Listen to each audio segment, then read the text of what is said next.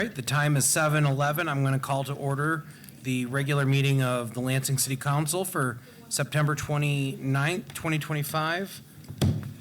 Could the clerk please do the roll? Councilmember Pellevanoglu. Present. Councilmember Spatafor. Councilmember Brown. Councilmember Carter. Here. Councilmember Garza. Councilmember Hussein. Here. Councilmember Jackson. Present. Councilmember Koss. Present. We have a quorum with 6 present. Thank you, Clerk Jackson.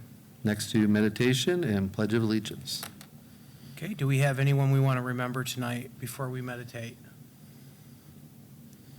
Mayor Shore. I'm sure we'll all agree that we should all keep the folks in Grand Blanc in mind after the horrible tragedy at the church. Okay. Can we please rise?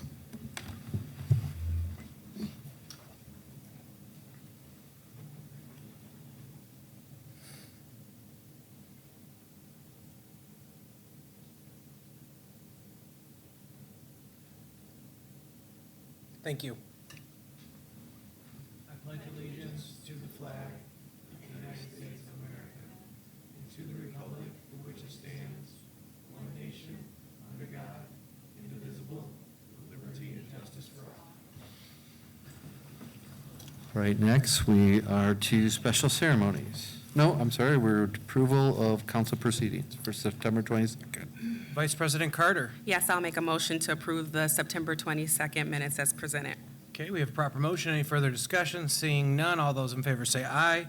Aye. Opposed? Passes unanimously. Now we're on to special ceremonies. Okay, we have Vice President Carter. If folks want to come down for the tribute for the NAACP Freedom Fund celebration, come on down to the well.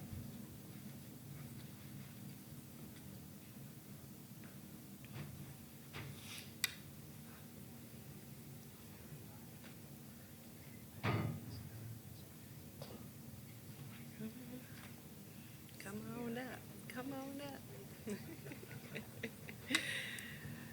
All right, so I'll just read a portion of this resolution, and then if you would like to share some words, you're more than welcome to. But resolved by the City Council of the City of Lansing, whereas the Lansing branch of the National Association for the Advancement of Colored People, also known as NAACP, is celebrating its 59th annual Freedom Fund celebration, the fierce urgency of now.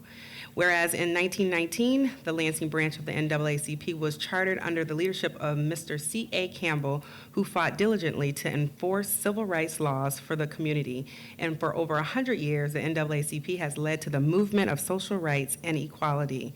And the National Association for the Advancement of Colored People works at the local, state, and national levels to ensure political, educational, social, and economic equality of all citizens, and to eliminate and remove all barriers of racial discrimination. The 2025 keynote speaker is Jeremiah Willer, the chairperson of the Black Convergence. And be it resolved that the City of Lansing hereby acknowledges that the Lansing branch of the National Association for Advancement of Colored People on its 59th annual Freedom Fund celebration on October 4th, 2025, and express our admiration and gratitude to its members of their achievement and commitment to the City of Lansing and its residents. We applaud the NAACP Lansing branch for many years of success and diligence in the fight for equality and anticipate many more to come. And with that, I move the resolution. Okay, we have a proper motion. Is there any further discussion? Seeing none, all those in favor say aye. Aye. Opposed? Passes unanimously. Congratulations. Congratulations. Thank you, thank you. My name is Harold Pope. I'm the president of the NAACP here in Lansing branch. And also I have up here with me our members. I have the president of our youth council, as well as other members of the executive committee. We want to say thank you. Thank you, Mayor. We thank you, City Council, for this honor. We have our, as I mentioned, our 59th annual Freedom Fund dinner. The branch has been around for over 106 years. The organization has been around for over 116 years. And we hope that you stand with us as we fight and try to work to eliminate and destroy discrimination wherever it may be, racism, and the oppression of anybody we do not stand for and we fight for. And so we stand here as advocates for that. And again, I want to say thank you.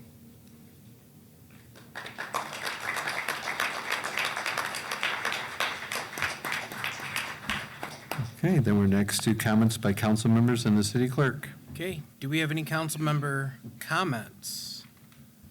Councilmember Hussein? Just a very quick reminder that our next constituent contact meeting, in the 3rd Ward, will be October 11th, 10 to 12 noon at 5825 Wise Road, which is the Elfrida Smith Southside Community Center. So we hope you make it out. Thanks. Thank you. Do we have any other, Councilmember Spatafor and then clerk? Yes, just as a reminder, the last and at-large constituent meeting of the year will be on Saturday, October 25th, from 10 a.m. to noon at the Lansing Elections Office, and the topic will be elections. We'll have, I think, our guest will be the clerk, Chris Swope. Thank you. Okay, I've got Clerk Jackson and then Councilmember Jackson. That would Or be council- Councilmember Jackson first, please.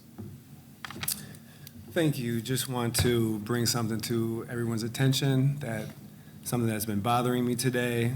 I received this in the mail.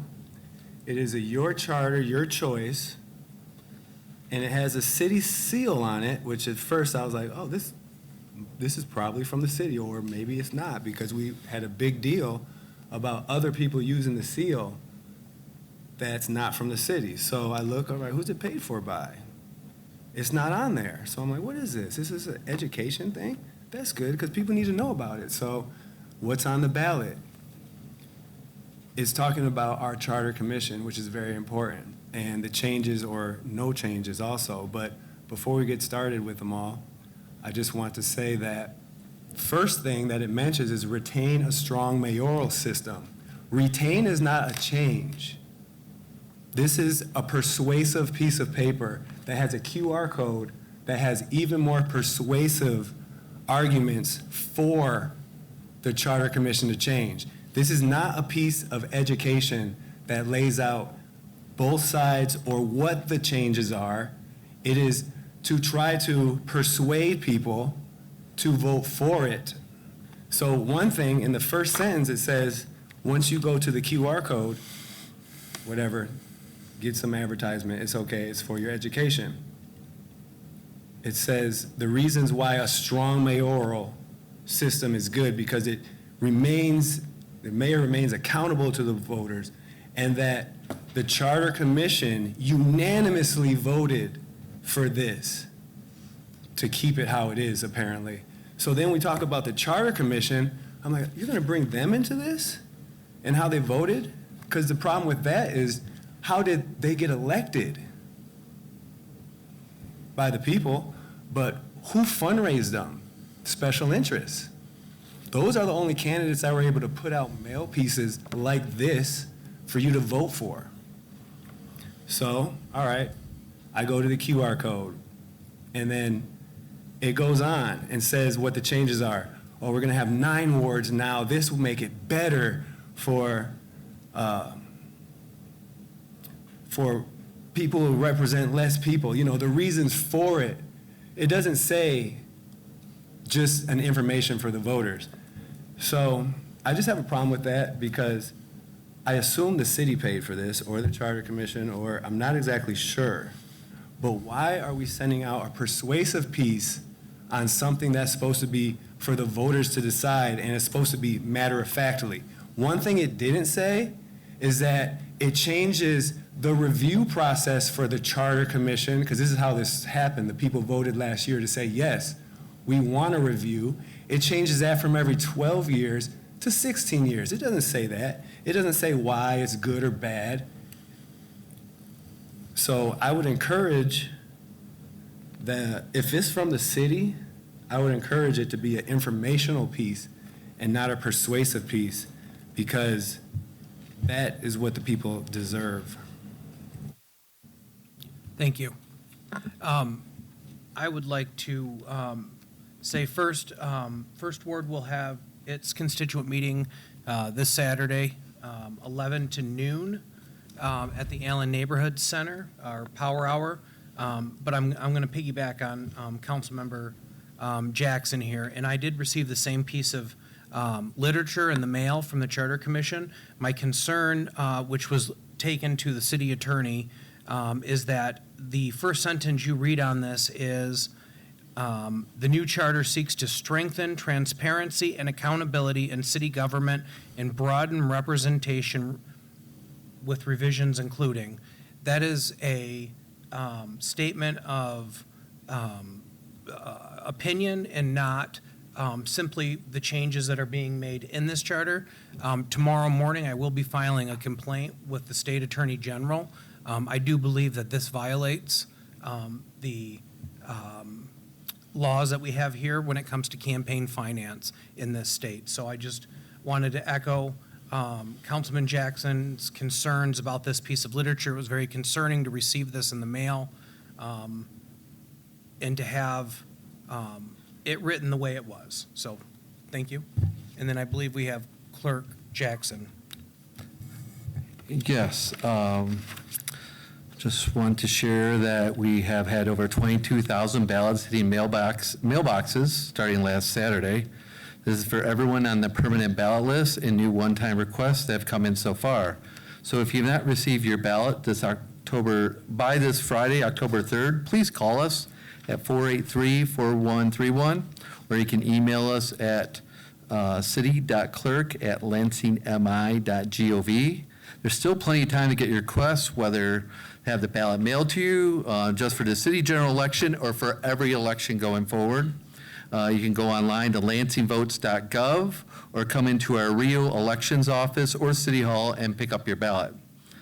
And then also, we were at Lansing Community College today, and also Tuesday and Wednesday from 9 until 4. So if you're an LCC student or staff, or you have a student in your family, we are out here with volunteer support, registering voters, and helping people sign up for the absentee list. And then if I could respond, I can give you a little bit information, Councilmember Jackson, on that mailer, that it was paid by money, city dollars, by the commission as part of their budget. It was vetted by their their attorney, not him, their attorney, to make sure it's in compliance with election law, and they made that determination.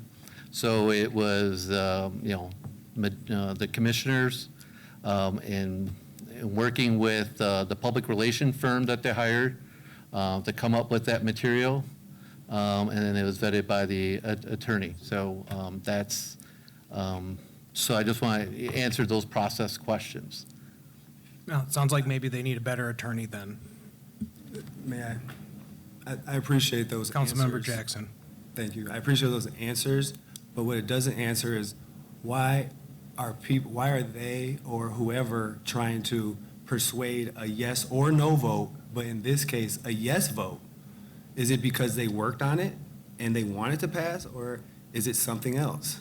I think that it should just be basic information about what the changes are and let the people decide what that means to them.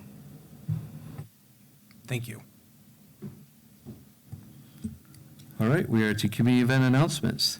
If anyone in the audience has an event to share, you have 1 minute to share details about their event.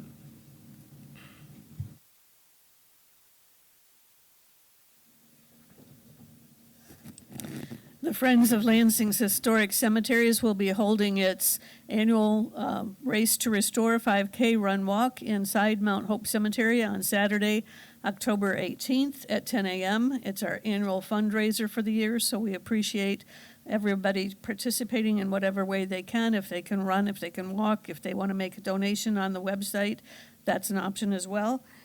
You can reach us on Facebook at Lansing Cemeteries or on our website at landsemfriends.org, and we would love to have your support. Thank you. Any other announcements?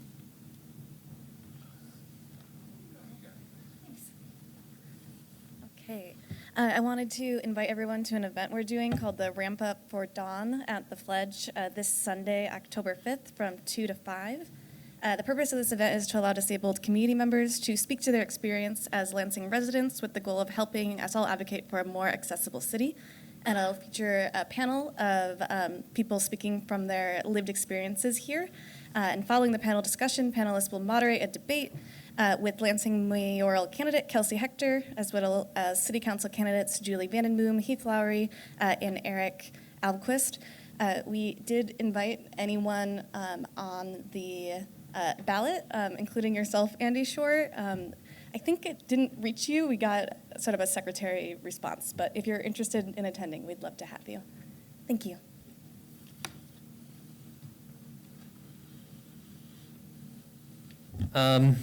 So just to inform you that October, there won't be an Old Everett neighborhood meeting in October.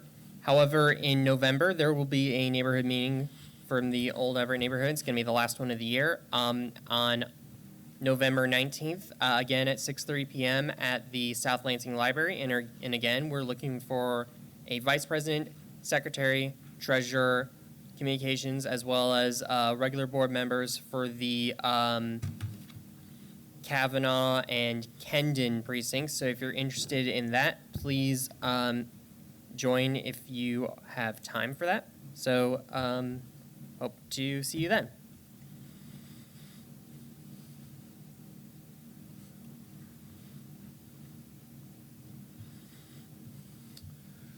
Top of the evening, everyone. My name is Jakeem Lockhart.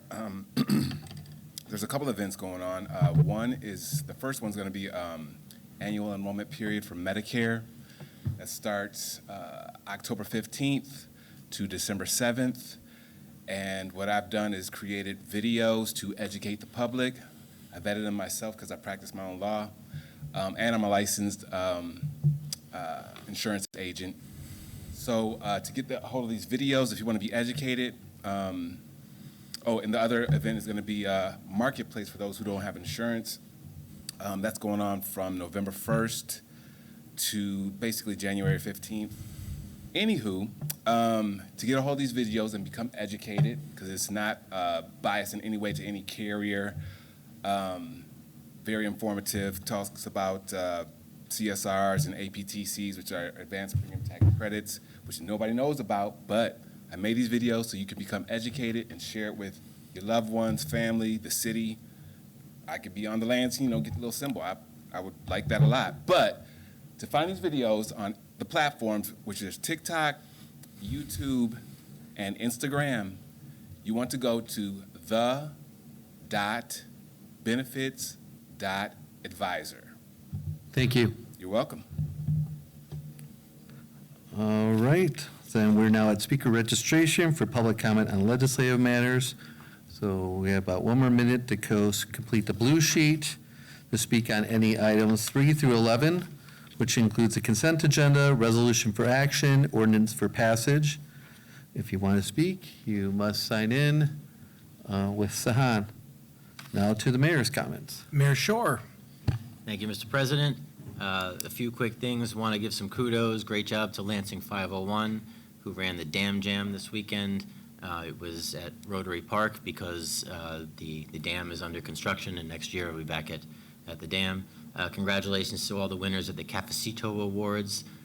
Wonderful job by our friends at the Powwow over the weekend. There was a basketball game. Our Lansing Fire Department versus our Lansing Police Department played a competitive basketball game, and the winner was the Boys and Girls Club. They're the ones who profited from this. There was a winner, but I won't say who because I love both our police and our fire fighters. But it was a good game. As a point for anybody watching, if you do not have a smoke detector in your house, I ask you please call 311. We have them. Lansing Fire Department will install smoke detectors and CO2 detectors. They're doing some neighborhood door knocking and installing. I believe they were in the Averill neighborhood recently, but I know there was a recent fire and there was not a smoke detector, and it could have been tragic. It wasn't, but it could have been tragic. So if you don't have smoke detectors, please call 311 and our fire department can get them for you. Some good pieces of news coming up this week for Councilman Hussein. The Metro Bowl demolition will happen this week. So I know the folks in Southwest Lansing are eagerly watching that, and I think Councilman Hussein will be there eating popcorn and watching it. But we're excited to see Metro Bowl finally coming down and see some revitalization in that corridor. Also on Friday, we're doing a steel topping for the new City Hall. The new final piece of steel will be going up on City Hall, and I didn't know that was a thing, but apparently we can all sign the last piece of steel and then it goes up, so we're doing that on Friday. And then on October 30th, we'll be doing our HRCS and our neighborhoods department are doing a meeting about the Mod Pods. I know Councilman Hussein has been sharing that neighborhood meetings, and I'm sure the rest of you have. But that's October 30th. We'll get more info before that date. And there are also going to be meetings throughout the 4 wards to make sure we're getting citizen input. That's it. Thank you, Mr. President. Thank you, Mayor Shore. All right, we're to public comment, and we have one speaker, Loretta Stanaway.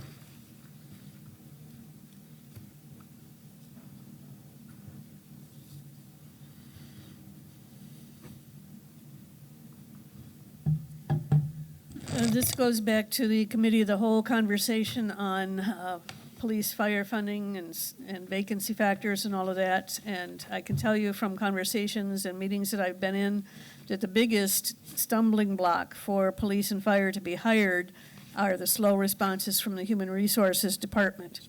The other major factor at play is the reluctance of people to go into policing because of the public sentiment in the country at the time. And then wages were really quite competitive on wages, and we have a plus over a lot of other communities with our special interest groups that people can sign into, like the dive team and so forth and so on. So it isn't the wages, it isn't the benefits, it isn't the special assignments, it's the reluctance to go into policing, and it's the ineffective human resources getting applicants timely responses. Thank you. Thank you. We are next to the consent agenda. Vice President Carter. Thank you. I will move the following consent agenda items as follows. The appointment of Jason Cords to serve on the Community Corrections Advisory Board as the Business Community Representative to a term expiring on September 17th, 2028. The reappointment of Becky Pena and Danielle Grubro to the Ingham County City of Lansing Community Corrections Advisory Board for terms expiring on September 17th, 2028. The Brownfield Plan number 89 Turner North Development, 1400 block of Turner Street. Act 2, 2025 sale of the city property, lot 57, 1400 block of Turner Street. The Act 4, 2025 drain easement, 2400 through 2500 blocks of North Martin Luther King Jr. Boulevard for the Capital Region Airport Authority in the Special Assessment Principal Shopping District 2025 role. Okay, we have a proper motion in place. Is there any further discussion? Seeing none, all those in favor say aye. Aye. Opposed? Passes unanimously. We are next to resolutions for action. Vice President Carter. Yes, we have our budget priorities fiscal year 2026 through 2027. There was some recap from our committee of whole this afternoon, and just wanted to go over just a few of the things that were amended in the resolution, just bring it to public knowledge. For committee of a whole, we did add, or we striked the first item and made it where we have fund 1 FTE for the eviction diversion specialist position. We also increased for item 2, fund sidewalk repair, asked for increase of 1.5 million with the priority placed on underserved areas. 3, we did fund local street repair funding by $2 million additionally over the fiscal year of 2026, funding local roads with the priority placed on underserved areas. We striked item number 7, the feasibility study for community center located in Southeast Lansing, just because this was included in the budget previously. And we clarified that under Committee of Public Safety, there was a funding for 3 to 6 officers for LFD and LPD. That was 3 positions for the Lansing Fire Department and 3 positions for the Lansing Police Department. Overall, there was some great conversation over several weeks regarding the 2026-2027 fiscal year budget, and with that, I move the resolution. Okay, do we have any further discussion on this? Seeing none, all those in favor say aye. Aye. Opposed? Passes unanimously. All right, next we are to ordinance for passage, which I'll read into the record. An ordinance of the City of Lansing, Michigan to amend Chapter 887 by the adding a new Section 887.01 to provide for a service charge in lieu of taxes in an amount of 8% of shelter rent for not less than 618 workforce multifamily dwelling units in a project known as Evergreen Park Apartments and Townhomes, pursuant to the provisions of the State Housing Development Authority Act of 1966. It's read second time by its title. The ordinance was reported from the Committee on Development and Planning and is on order of immediate passage. Okay, I've got Councilmember Hussein. Sure. So this is actually the first workforce pilot that has come before this body. And essentially what that means is that rents are going to remain affordable for folks that are making 80 to 120% of the AMI. It was referenced as part of the presentation that comes out to folks that are making wages of somewhere between $20 and $30 an hour. Again, this is for 15 years at 8%. The applicant is Detroit-based Greatwater Opportunity Capital. This is actually their first time venturing outside of the city of Detroit. They acquired Evergreen Park back in 2024. Most folks know that particular property is either Oak Park or Autumn's Ridge. Property does consist of, as referenced by our deputy clerk, 618 units. Currently, there are 223 one-bedroom, 325 two-bedroom, and 73 bedroom dwellings essentially situated across 410 townhomes and 208 apartments. Upon acquisition, all 618 units were pink tagged for inspections, of which 118 were red tagged and deemed legally uninhabitable. Greatwater to date has invested just a touch over $8 million into critical improvements. They referenced 77 roof repairs and replacements, significant gutter replacements. They rebuilt some 19 car ports and garage porticos. There's been substantial repairs to concrete and asphalt, landscaping enhancements, et cetera. They also discussed the fact that quite a bit of money had to be sunk into the clubhouse as well as the pool, and that they actually had that open for use for the first time in many, many years this past summer. They have cleared all red tags apart from 2 units that are being worked on now. My understanding is that they both had experienced some significant water damage, but they are working with building safety to get those cleared as well. Additionally, they've been able to reduce 618 pink tag units down to about 390 and counting. I said they are clearing additional pink tags just about every 2 weeks. They believe that they can reach full occupancy by mid-2026, though complete compliance may not be achieved until April or May of 2026. With regard to the actual pilot, current property taxes are just under $1 million a year. This pilot would result in a $526,000 payment in lieu of service, or payment in lieu of tax, service charge the first year, and it would grow to about $1.5 million at year 15, and of course that's assuming rents at 80%.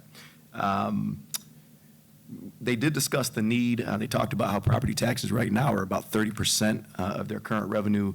Talked about the $8 million, obviously, that they've invested, but also that there are millions of additional investments needed to bring this particular property back up to code, and obviously they have to be able to maintain that for the next 15 years. So they did provide pro formas that we were able to take a look at, analyze, to determine actual need.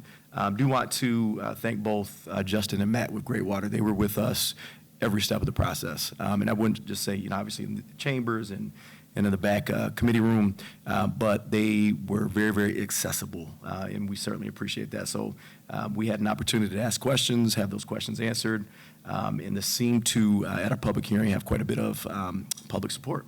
And so with that being said, I would move the ordinance amending Chapter 887 to add Section 887.10. Okay, proper motion. Do we have any comments? Councilmember Jackson. Thank you. Before I vote, I want to acknowledge that we cannot lose this 618 townhome property in Lansing for housing purposes. However, I also want to say that the people who lived there before this some may be able to afford the rent that it's going to be for workforce, because workforce is not the same as affordable. There's different tiers. And there's still going to be a lot of people who could have lived or used to live there, maybe don't live there anymore, but they're not going to be able to move back. So what was the largest housing property in Lansing that traditionally housed affordable housing is now workforce housing. So all the previously people that needs affordable housing, they have to look other places. And again, we just took off the largest place. So I probably am going to support this. The rent, so is from their mouth is the lowest $795 up to $1,700. So that's the range here for affordable or workforce housing. Not bad if it's $795 plus utilities and all those things. So there's still, most of the people who used to live there won't be able to live there now. Finding other places, hopefully in Lansing or other places to live. Also fighting with everybody else trying to find housing. The developers in every one of these projects assured us that if you have a voucher, they accept vouchers. Don't let an apartment complex tell you that they don't accept vouchers, because apparently they do. They have to go through like everybody else. So I leave with that because we talk about displacement a little bit, and even though we're ultimately bringing these back online, which is a good thing, there is still unseen displacement. Okay, do we have any further comments? Councilmember. And I should have added this. The only thing I want to add, just so we are having a accurate conversation, is that when the rents referenced during the presentation actually did include the full housing burden. So that wasn't just like baseline rent. If you go back to 2020, I think Autumn's Ridge was anywhere from $650 in actual rent up to about $1,200 for the 3-bedroom townhome. So when you consider again that this includes actually the full housing burden, when you look at the pro forma, or not the pro forma, sorry, when you look at the presentation documents, it hasn't. When you look at inflationary and you look at, unfortunately, the rise in housing since 2020, the rates really aren't that exorbitant in terms of increases. Thank you. No further comments. Clerk Jackson, could you please do a roll call vote?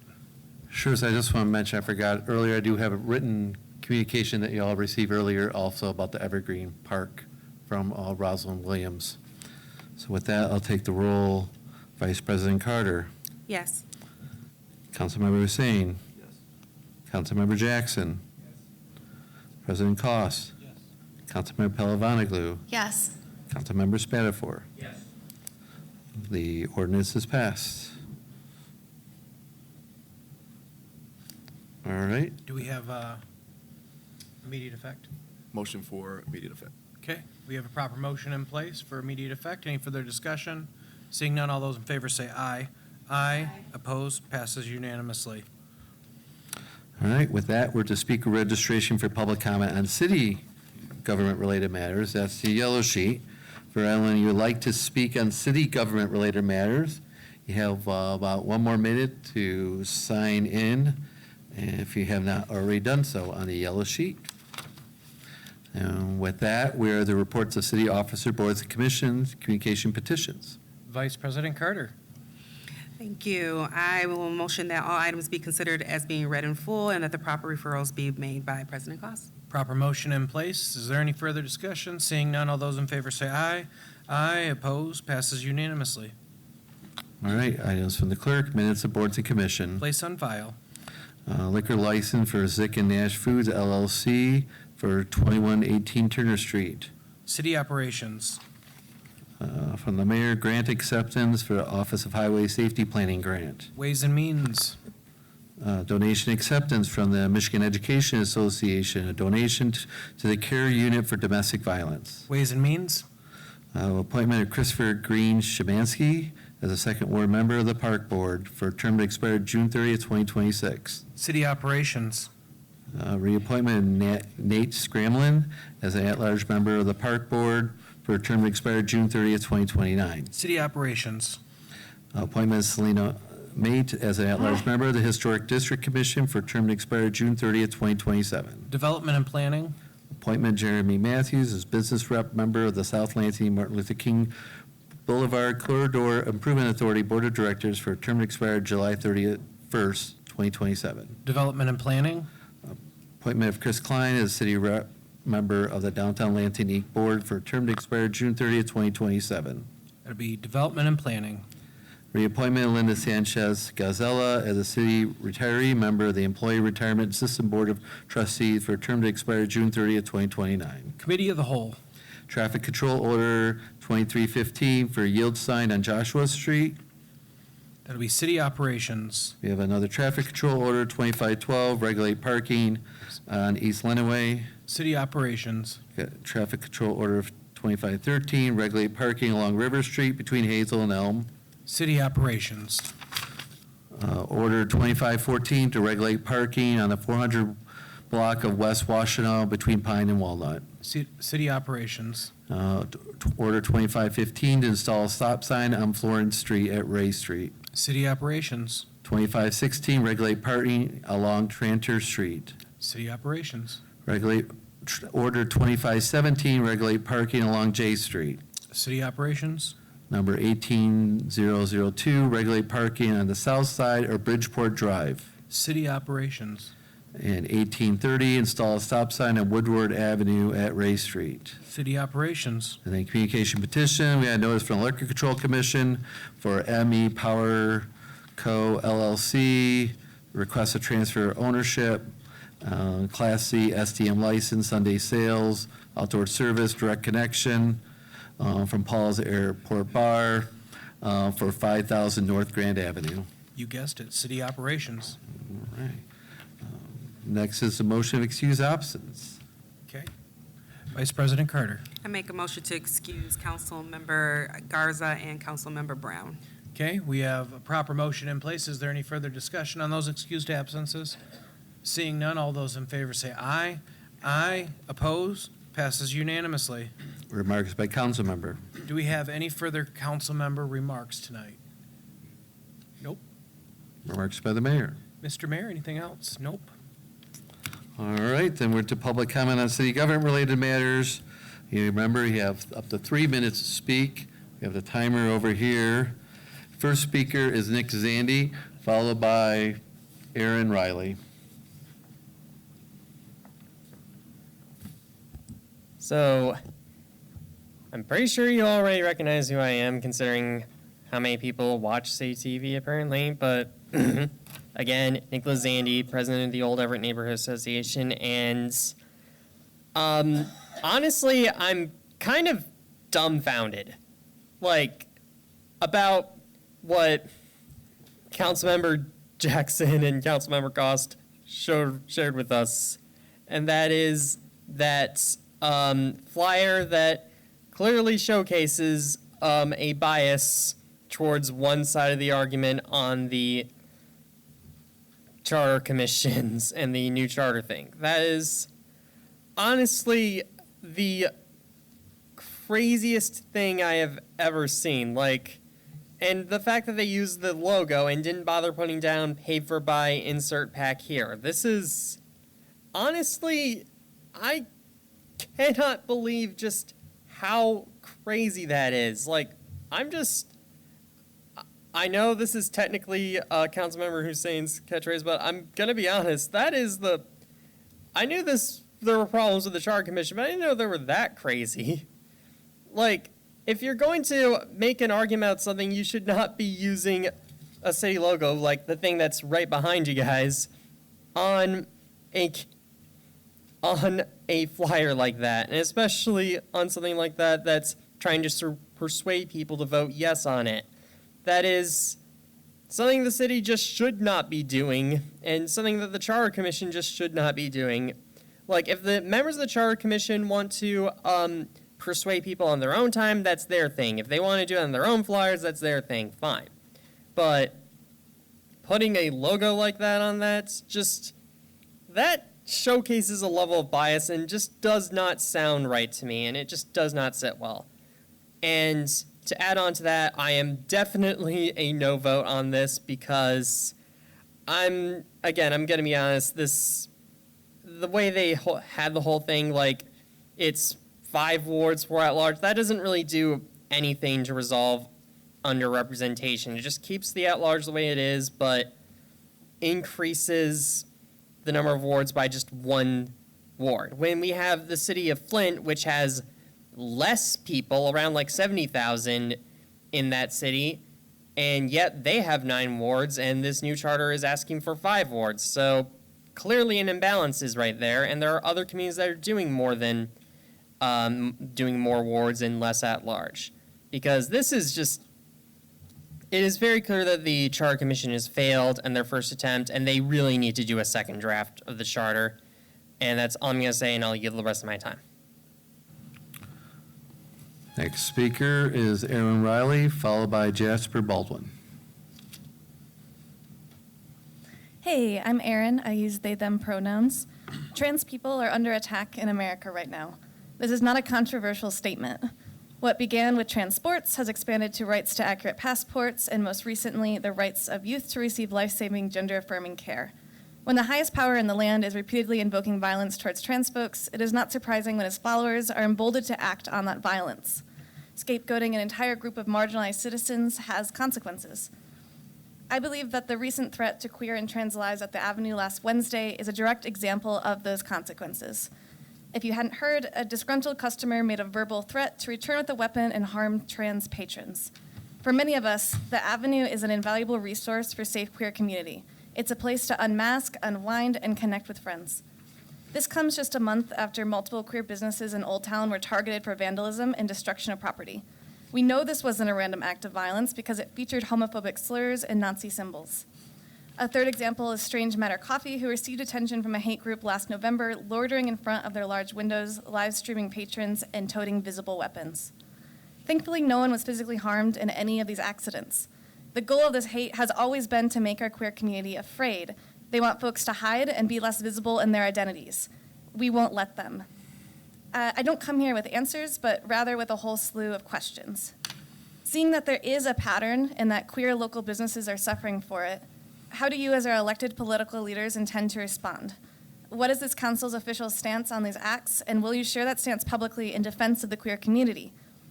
In a political moment when the average citizen is being inundated with dangerous hatred and lies about our queer family, will you stand as a loud alternate perspective? And not only that, but will you put actions behind your words to partner with local queer business and community hubs to keep them safe for everyone? We stand at a crossroads here. Will we read the signs, take these threats at their word, and use this as an opportunity to fortify our protections of trans folks?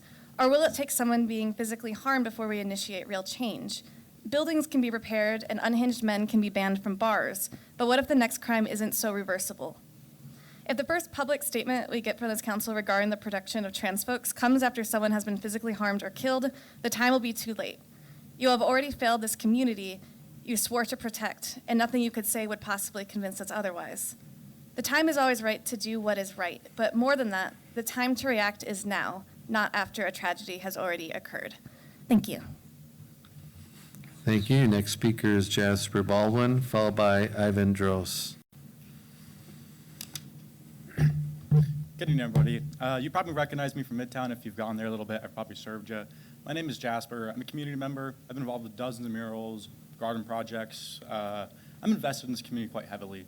And through that, I'm also quite heavily invested with a lot of the LGBT community. A large majority of my friends are a part of the LGBT community in some sense. With the rise of authoritarianism across the country at the moment, there are principles that are shaping a lot of the narrative around these marginalized groups, not just the LGBT community, but well beyond that. And it's becoming a genuine threat to the people of this city and your constituents. The previous speaker mentioned the incident at the Avenue last Wednesday. I'm not sure how many of you are aware of this incident. I was directly involved, as well as many of the people here today. I was at the Avenue with my friends, just having a good night, and a man approached our circle and claimed to be a fascist, and eventually made open threats to kill several of my friends.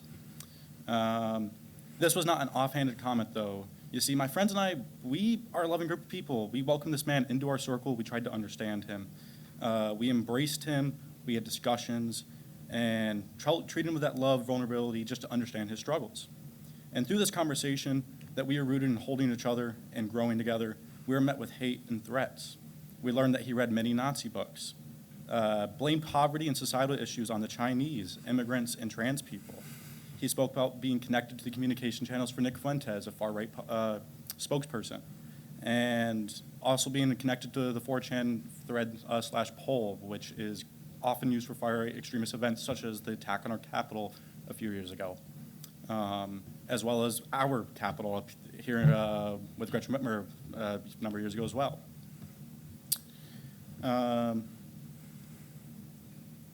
Stephen went on to share that he was armed and repeatedly had said that he could not believe he was talking with me and my friends because he had the backing of several other men and was planning to do something in 2 to 3 weeks, alluding to some sort of extremist event.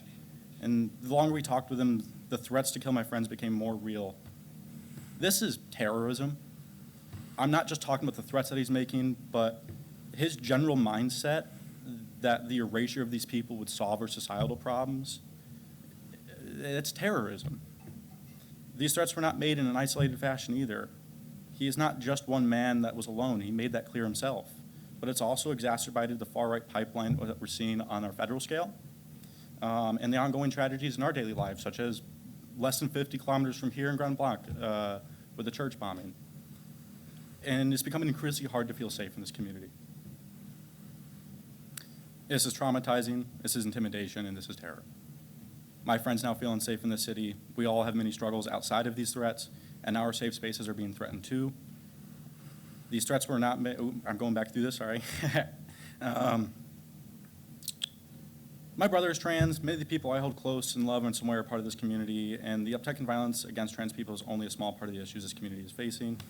As a cis white man presenting, I want to know that our city council is going to protect my loved ones and not just me. Your silence from this point on will show us that you are complacent in the conditions of protecting people like my brother and the people in this room. Next speaker is Ivan Droz, followed by Maya Gosen. Ivan Drosty, Ward 3.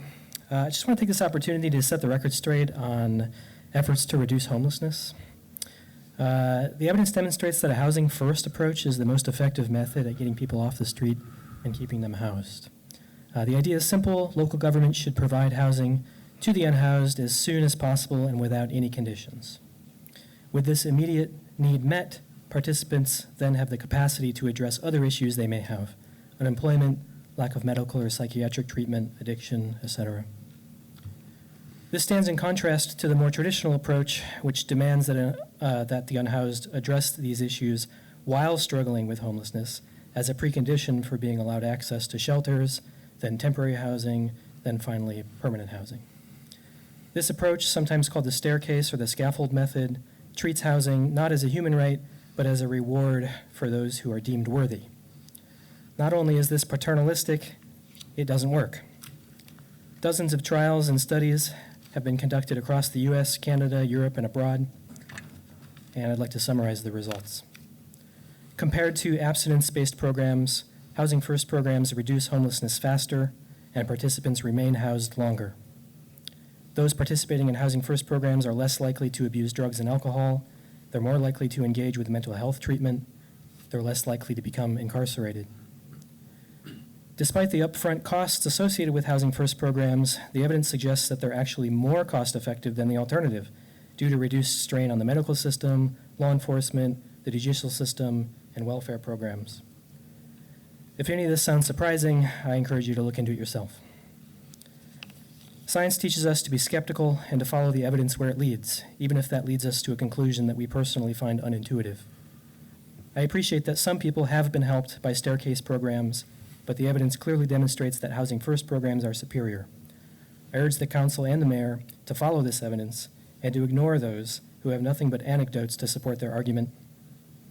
There are dozens of people sleeping in tents and on the street in this city tonight. You have the capacity to help these people, and thus, I believe, you have the responsibility to do so. Thank you. Next speaker is Maya Gosen, followed by Isadora Mitchell.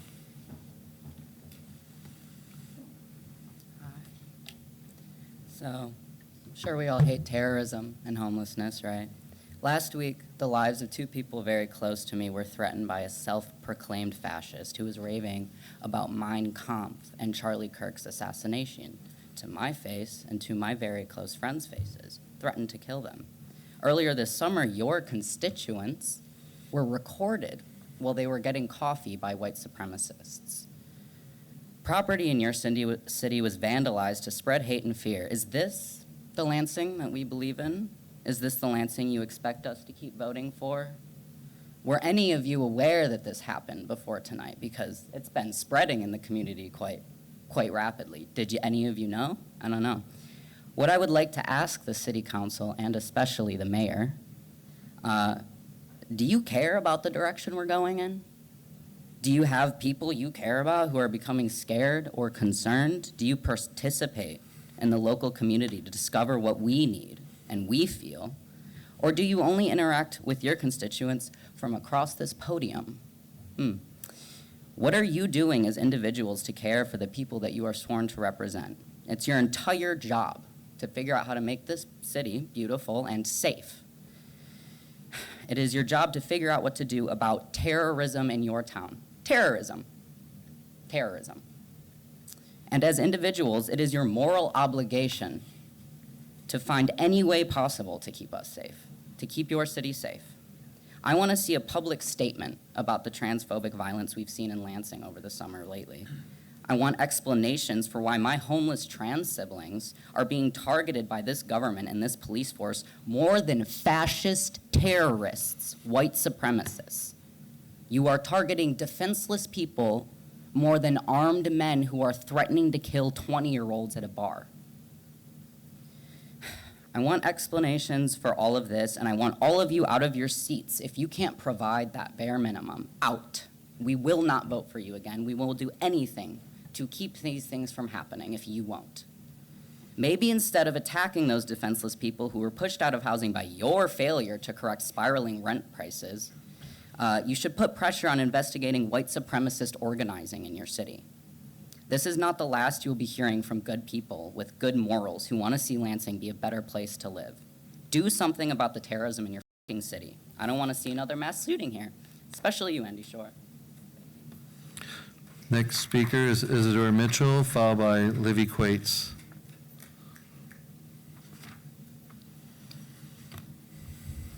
Good evening. My name is Isidore Mitchell. My pronouns are they, them. Like many here today, I'm here to express my concerns over the rise in acts and threats of violence against the LGBTQ community, especially the specific targeting of trans people here in Lansing.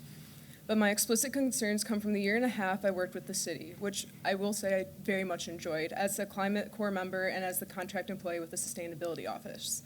I wish I could have expressed these concerns during my time with the city, but I did not feel that I could have safely expressed them due to the lack of protections for contract employees, also due to the ability of the city to end a contract at will with no explanation or reason, because that's how contracts work.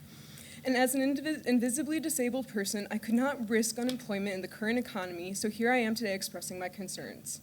During my time with the city, I became aware of an internal culture of disrespect to those who do not fit the exact mold of society's expectations. From my personal experience every day for a year and a half, even after kindly explaining my pronouns and politely correcting people when they accidentally misgendered me, for context, I'm very kind, I'm very soft-spoken a lot of the times. Usually if somebody misgenders me, the way that I will approach it is go, hey, just so you know, it's they, them, and then we just move on, because it really shouldn't be that big of a deal. But I was constantly misgendered by my coworkers behind my back. I found out from other coworkers to my face in emails, even so by the director of public service. When you are constantly being misgendered with no active attempts to learn how to correct their behavior and continually being viewed in a way that does not align with how you see yourself, over time, the constant disrespect of not even trying wears on you. Now, I'm lucky enough that people I worked with directly respected me and always tried their best abilities to gender me correctly. Lori Thomas and Jeremiah Kilpatrick are, Jeremiah Kilmore, wonderful people. I greatly appreciated working with them. They always made me feel heard and respected. Those people and the residents I was serving, though, they are the ones who gave me the momentum to keep working with the city, but that wasn't without great strain. And these are the same coworkers who actively misgendered me. Every day I was in the office, I had the unfortunate pleasure of listening to their rants about the residents of this city. constantly dehumanizing those that they deemed as other, the houseless, the poor, anyone different from them. The role of the government is supposed to be that of serving the people. When you work for the city, whether you're a firefighter, parks employee, engineer, city planner, every employee at every level, the core of your job is always the same. No matter what you are doing, your role is to serve the people. So my question to you is, how are we to expect the city to proactively do the work that is necessary to protect the most vulnerable communities when the city's own employees do not even see the people who live here as human, the people they're supposed to be serving, who would only see the next set of sensitivity trainings intended to help make them see people different than them as human beings, as just another annoying task for them to have to complete. Just like the IT trainings that so many people will mute and just play in the background as they finish their work. Can we expect you to protect us? Thank you. Next speaker is Livy Quates, followed by Atula Dora-Costa. Hello, my name is Livy Quates. My pronouns are she, her. As we've heard and will continue to hear, anti-LGBT and specifically anti-trans rhetoric has had a massive and violent uptick in recent months, especially with the rise of the current administration. Particularly their attempts to paint our community as inherently violent. These remarks serve to otherize, to demonize us, and also to justify and encourage violence against us. And we are seeing that happening, as with the recent situation that happened at the Avenue last Wednesday. This will only continue to escalate if there is not an adequate response to it. And if there's not an adequate response to it, people will die. And I think that we should all contend with that and understand that and internalize that, because it's just the truth that they want to attack us. So that's all I wanted to say. Thank you. Thank you. Next speaker is Atula Dora-Costas, followed by Florence Iman. Hi, my name is Atula Dora-Costas. I've never done this before, so sorry if I'm nervous. At Lansing City Council, we're a fan of small businesses, right? Yeah. So a rhetorical question I have for you is, if you were a small business owner who proudly displayed a pride flag, what kind of pressures might lead you to take this pride flag down? Anyone in the crowd? This is a time for public comment. It's not a back and forth. Okay, not a back and forth, my bad. No okay, worries. so typically what you might see if you're a small business owner, you might be pressured by the government through laws or subsidies, or like threatened subsidies, or you could be threatened, from below through harassment, whether that's like the form of property damage, which we really hate, people causing scenes, or like something worse like violence, right? And so what I really want to emphasize here is that there are a lot of situations historically where without any laws being put on the books, you can get chilled into silence simply because it's not worth the trouble to keep, putting up a trans flag, to keep putting up a pride flag, and to get swastikas drawn on them, et cetera, et cetera.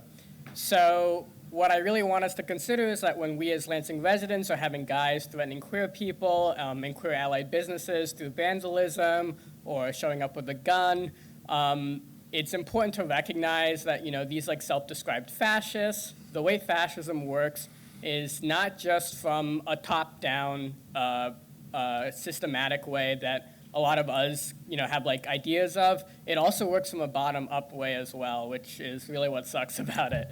And a lot of this times, before you have these fascists take over the state, they depend on this local government in action in order to really thrive. And the issue that happens with that is, when someone's showing up and threatening violence on you, it starts to not really matter if they're like a member of the government or just like a random street thug, right? So one specific historical example I really want to talk about is May 6, 1933, where you had one of the first ever Nazi book burnings. If you've ever seen photos of a Nazi book burning, you've probably seen photos of this one. This one targeted Magnus Hirschfeld, who was a sexologist researcher and was called the most dangerous Jew in Germany by Adolf Hitler because of his research into transsexuality and gender. Now, notably, this Nazi book burning, you might think it was done by the government, but it wasn't. It was done by a student union who was allowed to do this through state inaction. So what I really want to emphasize is that, we should keep these mistakes as historical mistakes and not repeat them as farce. Thank you.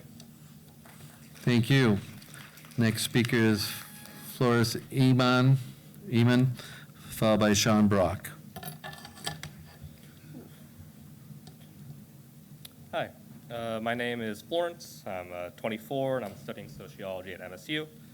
I understand that there's a lot of energy right now. There's this... I'm sorry, let me figure out what's going on. All right, go ahead. My apologies. I understand that there's a lot of energy right now and urge to act. Like many, if not all of us, I am scared and afraid for what this future may bring, anxious to find any avenue to create meaningful change. We are at a time where, more than ever, we must provide safety for those within our community. As a student at MSU, I was there when the mass shooting occurred, hastily shuffling a table in front of our door, carving our wooden floors with that memory.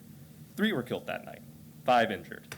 As a trans person, I was at the same bar the same night my friends and peers were threatened.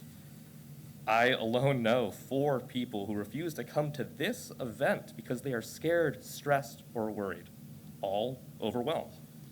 What we need is action. We need an administrative body that is committed to doing something, anything, to protect us. All of the warning signs are here. I can see it in how those around me shake and how their voices crack so easily despite the years of training. The consistency of medication being taken, how they walk, the way they sit, the way they cook. An oil burn I received last night is ample evidence of that last one. Even now, I appear masked because I fear that showing my face would only serve to paint yet another target on my back. I implore all of you, please, do something before the white we wear and your hands are stained with blood. Thank you. Thank you. Next speaker is Sean Brock, followed by Lindsay Ross. Hi, many of you probably recognize me, but I just want to talk about that this city has the chance.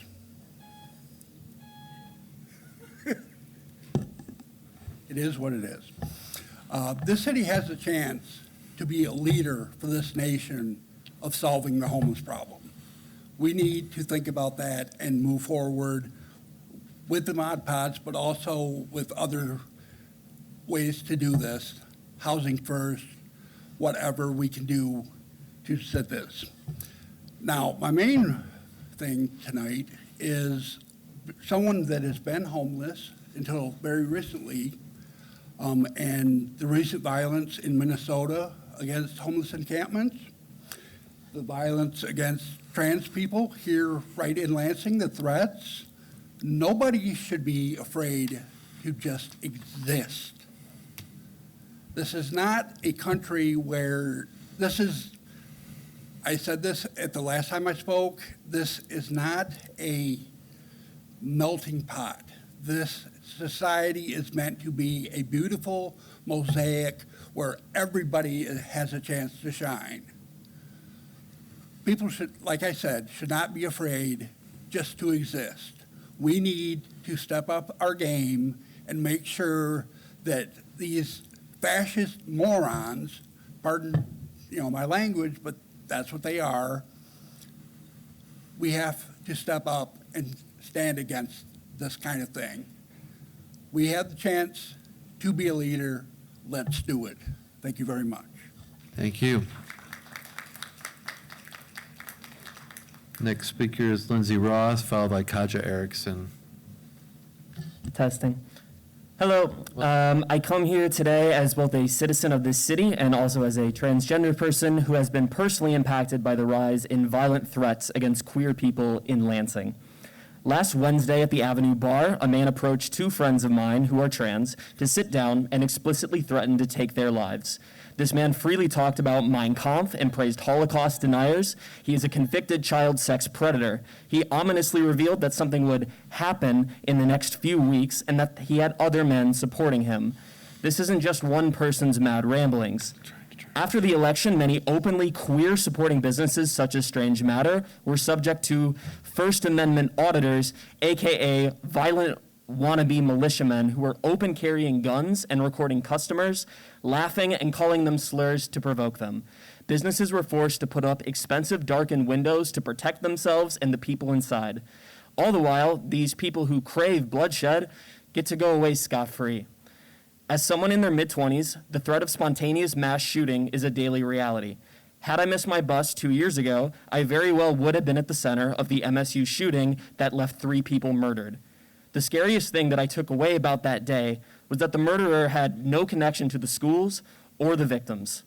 The situation at hand is a little easier to read. Queer people who are proud to be who they are being violently threatened and intimidated. I understand that the city of Lansing is not the state government. It's certainly not the federal government.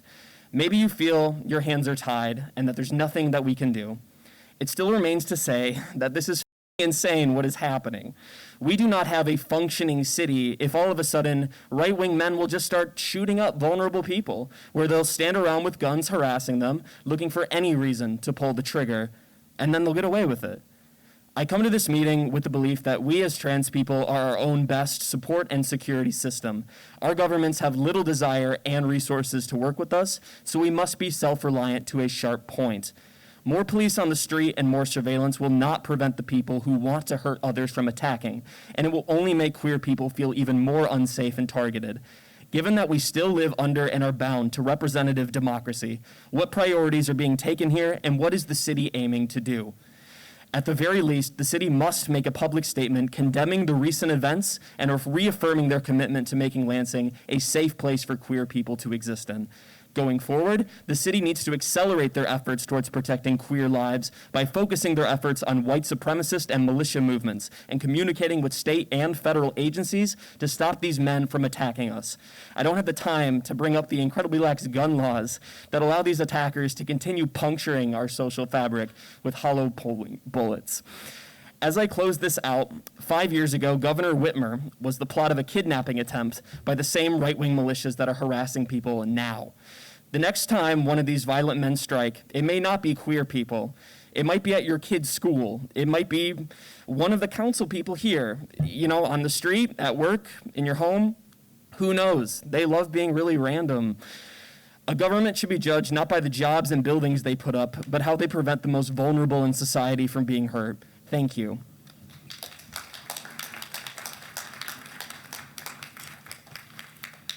Folks, as a gentle reminder, we're giving a lot of leeway. I understand the passion tonight. As a gay man, I understand the emotions you're all feeling in this community, but we have to avoid the F-bomb, please, at the podium. I would appreciate that. Thank you. Our next speaker is Kaja Erickson, followed by Chrissy Hiltz. Kadisha. Good evening. My name is Khadijah Erickson, and I live in Northtown, Lansing. I want to talk tonight about what our actions as a city teach people about whose lives matter. At Fallen Angels Encampment, unhoused residents who had almost nothing, people who built community in the only place left to them, were met with bulldozers, their tents and belongings destroyed, their fragile safety shattered. That was not compassion, that was force. And when we displace people without giving them an alternative, we do not solve homelessness, we deepen it. And it wasn't an accident. It reflects a larger climate. We are living in a time when Donald Trump openly celebrates cruelty against immigrants, against queer and trans people, against the poor. His politics teach that harm against the vulnerable is not only acceptable but desirable. And Lansing has been emboldened by that example. When the city bulldozes instead of housing, it is acting in Trump's image, vicious in action, and cruelly apathetic to the consequences. And here is the danger. When cruelty is modeled by those in power, it doesn't stop with them. State-sanctioned harm creates permission for private violence. It tells ordinary citizens that if the government can target vulnerable people without consequences, then so can they. If the city can bulldoze tents, why not bulldoze other lives? If unhoused residents can be treated as disposable, why not queer residents? Why not trans residents? Why not anyone that lacks protection? And this week, we saw the results. The Ave, a cornerstone of Lansing's queer life, a place of community, celebration, and belonging, received violent threats. Those threats did not come out of nowhere. They come from the same climate of cruelty where Trump models violence nationally and Lansing echoes it locally. When leaders show that harm is permissible, it emboldens others to do the same. This is the parallel. State-sanctioned harm creates permission for private violence. Fallen angels and the threats the trans community are facing are not separate. They are part of the same chain. So the question before us is this: what do we want Lansing to teach?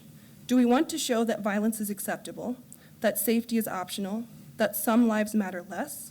Or do we want to teach that every resident, unhoused, queer, trans, poor, or all of the above, are worth protecting? I urge you to choose the second. Commit to sanction-supported encampments instead of evictions, invest in deeply affordable housing, and stand firmly and visibly with our trans and LGBTQIA+ community so there is no doubt that Lansing will not tolerate violence or intimidation. Safety and dignity are not privileges, they are rights, and in fact, history will remember whether Lansing upheld them. Thank you. Next speaker is Chrissy Hiltz, followed by Rose Spangler.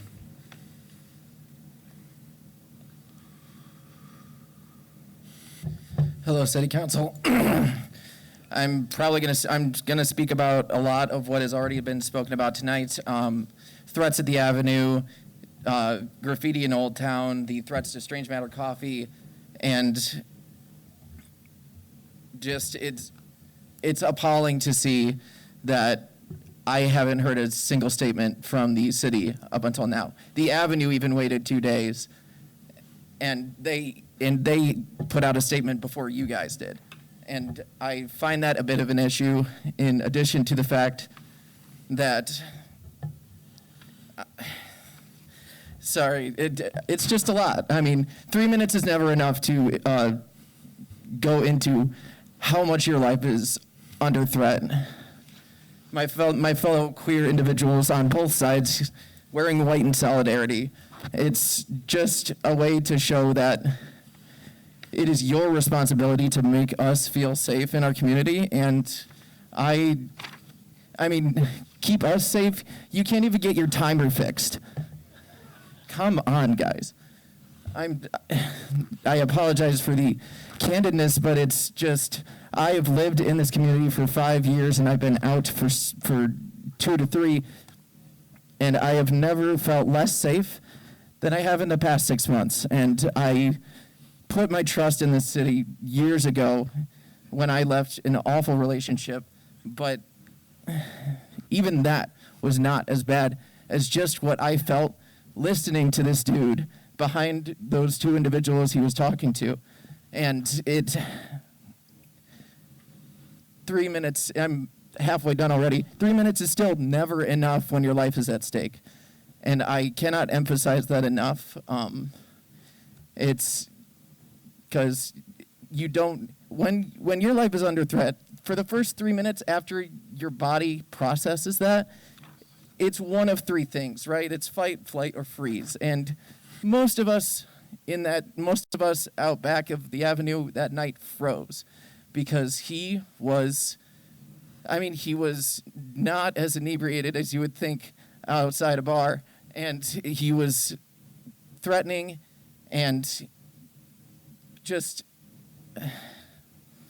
I urge the council to make statements, take action, whatever you can, and listen, I don't fear for my safety, but I speak for a lot of people who do. My name is Chrissy Michael Hiltz, daughter of Michael and Denise Hiltz.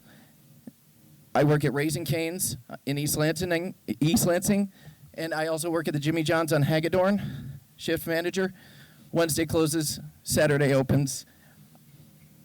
Nobody should have to fear for their safety. But if anybody has a problem with our existence, you can find me at those places. Thank you. Next speaker is Rose Spangler, followed by Oblikin.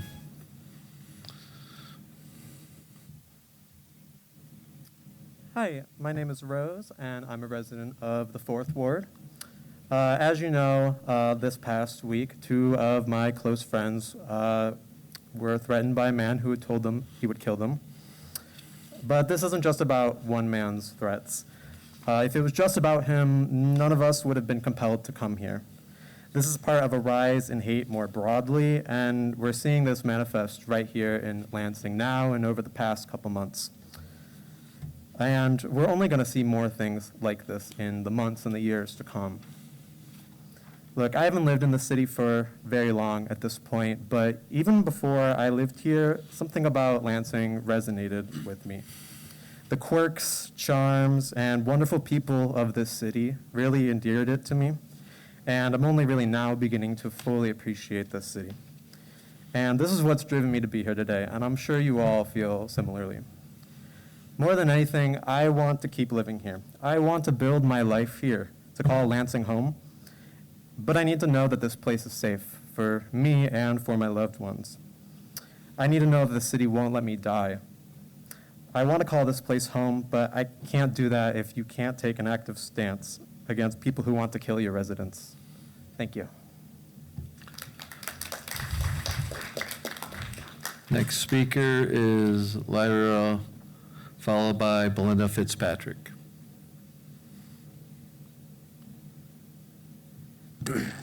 Thank you all. Good evening. I am Lyra Opalikin, she, her pronouns, and a trans Lansing resident living at my MSU. Lansing has been my home for 4 years, and I care deeply about this beautiful city.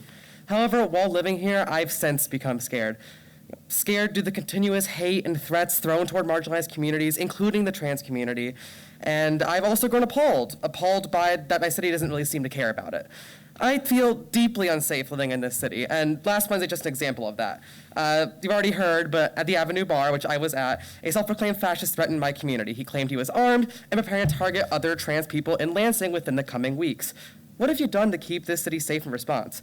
When the Lansing trans community is threatened and attacked, they look toward our local government and see a council that seems to be ignoring them.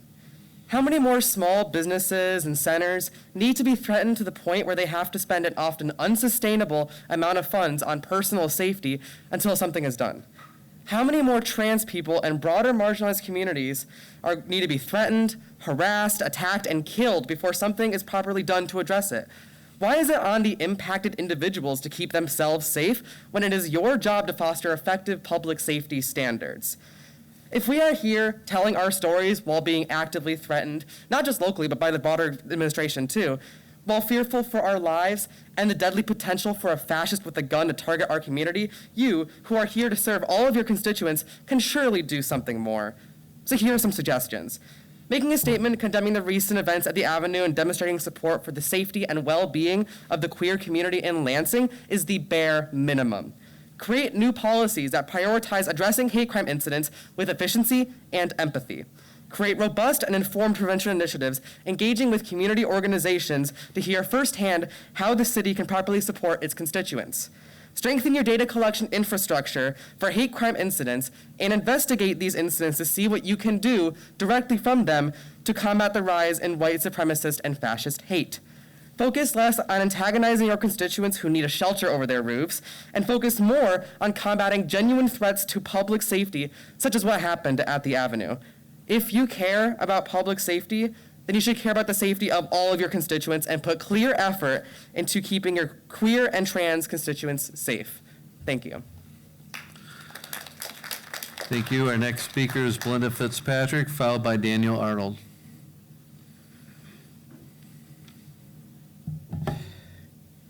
If I can breathe. Belinda Fitzpatrick, 224 South Home Street.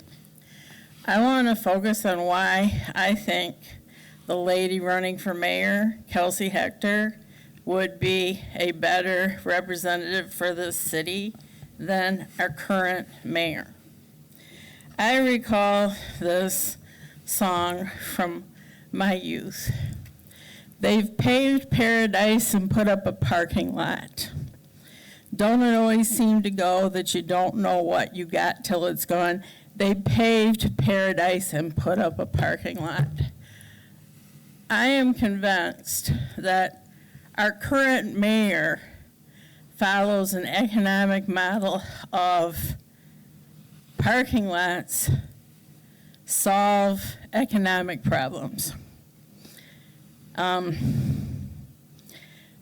can't believe that beautiful park over on Waverly and Saginaw is being converted into Anywhere USA, and that there's an ugly car wash in the middle of it when that could have been a redevelopment project in just about any other place.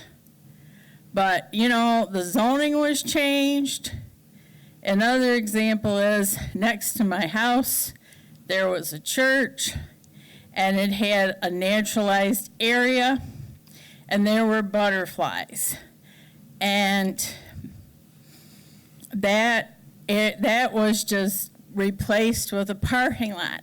When I talked to Sue Statuick and I said, oh, can I chop up my house into apartments? And she says, well, if you got enough land for a parking lot. So everything is, let's have a parking lot. I swear to God, if the zoning allowed it, where Eastern High School was, and yeah, I do have a vendetta against the mayor about Eastern High School, there would be a parking lot.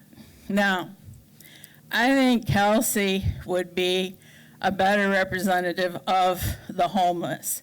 I think Kelsey would be a better representative of the gay, lesbian, transgender community. And I've suffered that discrimination myself based on people's misperceptions of me. But, you know, I just think Kelsey, I really want to encourage these young people in their 20s, get out there and vote for Kelsey and get rid of the current. Thank you. Next speaker is Daniel Arnold, followed by Carver. Good evening. This is Daniel Arnold, Facebook Guy Smiley. I'm going to agree with you, Mayor, that the Dam Jam and the powwow were just so incredible. Just so many different things going on in our city. I want to also bring up City Rescue Mission has their new building, and the food is just wonderful. It's just really nice to see them meet a lot of needs out there, have a safe drop-in that is just a one-stop hub. I want to just call out my girlfriend over here. Michelle is just doing so many new things with the mental health community. She's doing Justice and Mental Health Board, Charter House Clubhouse Advisory Board, Consumer Advisory Council for CMH, Tri-County Crisis Intervention Team Training. And she's just coming alongside me, and we're doing what we can to be a voice for mental health. What I want to note is Crossroads Church at 102 West Cesar E. Chavez. We're having a chili cook-off that's going to be October 8th at 6:30 down in Old Town, and it's just a really welcoming environment. There's so much love. People who don't feel welcome in a worship event just show up at the building and get really cared for. And I love our city. I love being around all of you, all you council members that care, that just show me personally that you each care about me and me as a person. And so I love this city. I love being around you. Thank you. Thank you. Next speaker is Carver, followed by Michael Mercer. Carver? Oh, okay.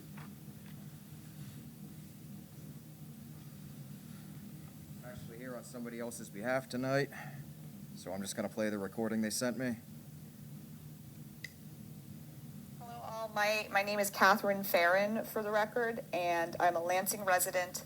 I am a forest ecologist, and I am a friend to Dietrich Park and also an ally to the residents of the Fallen Angels encampment, which is located just uphill of that park and also just uphill of the Grand River. My friend holding the phone here is one of the many voices you've already heard speak out about the city's conduct concerning the encampment. And you will continue to hear from the camp's many residents and friends. So rather than use my 2 minutes here to hash out what they have already probably said better than me, I'd like to take this opportunity to speak up for the injured party who we haven't really heard from yet, and that is the living surroundings of the encampment and the lands and the waters of Lansing itself. So to recap, that on Tuesday, September 19th, the company that leases to ABC Supply Company cut a deal with the city attorney to go ahead with a project to clear trees and vegetation and structures from 1515 North Grand River Avenue. And that's just uphill of the city park, and that is within 500 feet of the Grand River. So you'll excuse me if I don't get the following facts straight, because I've been trying to hunt those facts down, but this sounds to me as if the city initially was pressuring and then ultimately bankrolled this landowner company to deforest nearly 3 acres of riparian forest for the sole purpose of pressuring homeless people off of the land. And to be clear, we are talking about cottonwood trees that many of you could not wrap your arms all the way around. They are trees that hold together the Riverwalk. They are natural windbreaks that have protected the camp from this summer's storms. And the city's actions not only took that away from camp residents, it took it away from all Lansing residents. And I understand that private landowners have a right to do what they please with their property, but the water and the air belongs to all of us. And also neighbors should have recourse if their neighbors' contractors drop a tree limb on their property. There would be recourse for neighbors in such a situation, but camp residents have none. There's nothing they can do when Uppercut Tree Services nearly drops a tree on an occupied tent. They have been given no PPE to protect them from prolonged sound pollution from the heavy equipment and chainsaws and the wood chipper running right next to their heads. They have no animal control that they can call when raccoons and possums fleeing from the destruction are crawling into their tents to die. So my heart hurts for the land, but it hurts for people more. And I want more reassurance than what I got from public services that the city is doing anything than what appears to me to be deliberate misuse of public funds to reward a landowner for environmental destruction that serves no material purpose other than to intimidate and exhaust and ultimately destabilize our city's most vulnerable. Please consider what course of action the council can take to ensure that the rights of both the human and non-human residents of Lansing are being respected by the city's next actions. Thank you for your time. Next speaker is Michael Mercer, followed by Loretta Stanaway.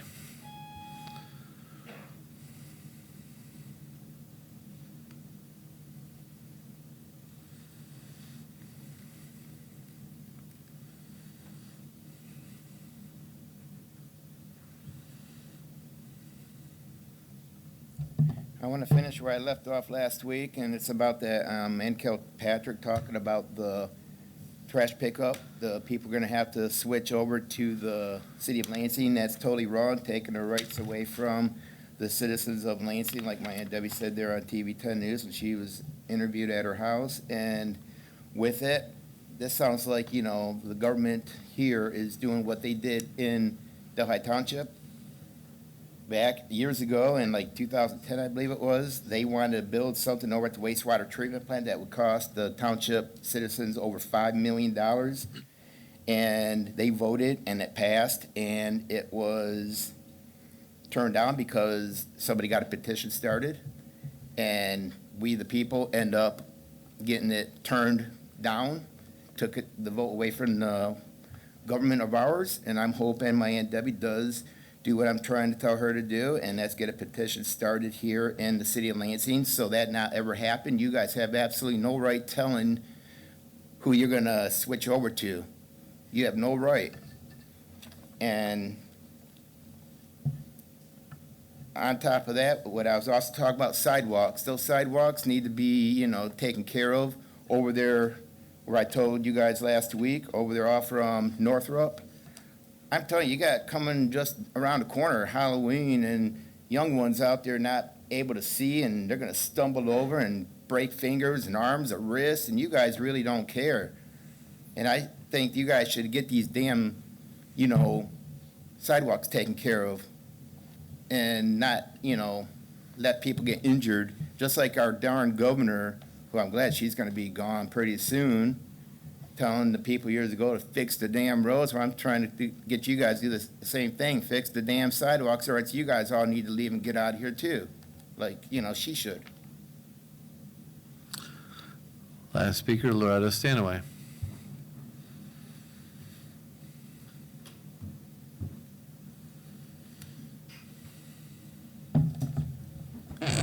Well, to change topic a little bit here and to go back to a few other issues, I agree with Ryan Cost and Brian Jackson that that mailer that the city, under the auspices of the chamber, put out was nothing short of propaganda. And I don't care how you parse the words, that was a definite attempt to influence people to vote in a particular way. There was nothing either or about it. There was nothing pro and con about it. It was all hype. Also, there was a mailer that I received recently that came out from, I don't know exactly who it did say, but I don't remember, that was a slate essentially for the mayor and the people he would like to see on council. And again, I think this is a very unprofessional approach for any mayor to take to try and influence the votes of the public to put the people on council that he wants on council. They're there to represent us. They're not there to work well with you, to see your agenda, or to do your will. And then lastly, I think that the rules for enforcement about behavior in the city council chambers have to be enforced equally, regardless of personal preferences. I was not offended, but if somebody who was offended felt intimidated by the lack of control of the council chambers tonight, it would have been a sad situation. Thank you. That was our last speaker. Councilmember Jackson, I believe you have a couple last words. Yes, thank you. I just want to let everybody know that we hear you loud and clear, and I do agree that you should not be terrorized in your city and that there should be a forum available. So as the committee chair of the Equity, Diversity, and Inclusion Committee, next Wednesday at 4:30, right here, I've already talked to Sherry, that's why I was moving around so much. Right here, we'll have a discussion. The police have been invited.